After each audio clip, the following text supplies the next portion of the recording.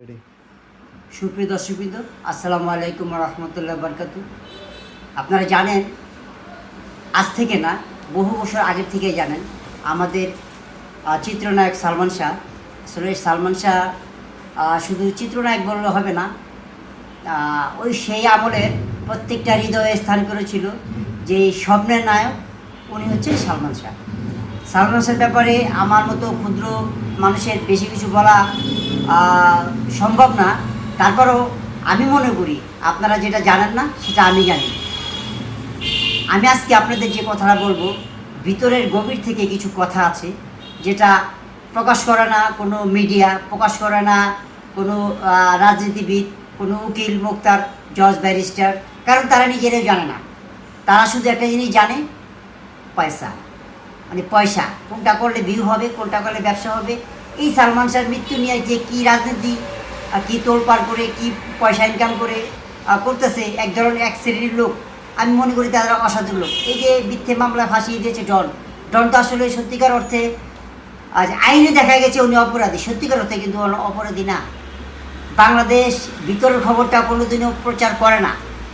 আমি দেখেছি, বা আপনারা আমার সাথে একমত হবেন যে ধরেন লঞ্চের অ্যাক্সিডেন্ট হলো, এমন একটা যে দর্শনের অ্যাক্সিডেন্ট হলো, এমন একটা অ্যাক্সিডেন্ট হলো, কয়েকটা হয়েছে না, যে আমরা কি করি, আমরা শুনি যে 3 জন বিশিষ্ট, 11 জন বিশিষ্ট, 21 জন বিশিষ্ট, 14 জন বিশিষ্ট একজন কমিটি গঠন করে।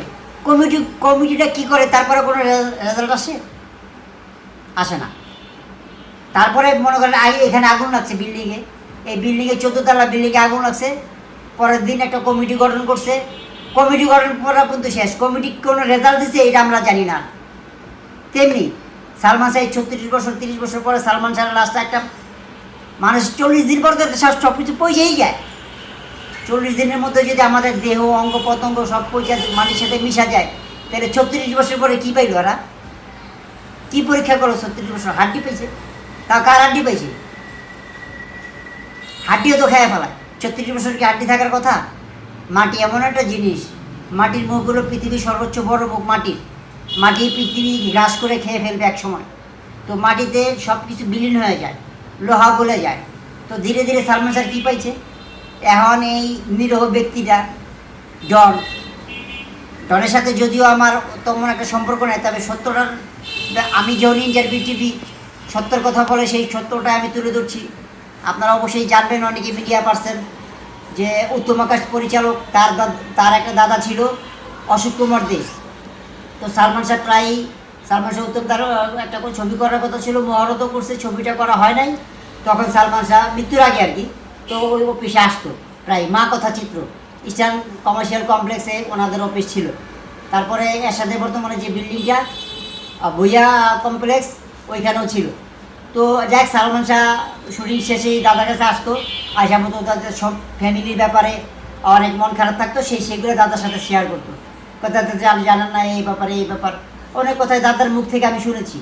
তো দাদার মুখ থেকে আমি ফাঁসির ব্যাপারটা আমি এটাই শুনেছি, সালমান শাহ আসলে ফাঁসি দেয়নি, তার বউর সাথে দুষ্টুমি করতে গিয়ে প্যারাশুটের একটা রশি ছিল, প্যারাশুটের রশিটা আসলে খুব পিচ্ছিল হয়, মোটা।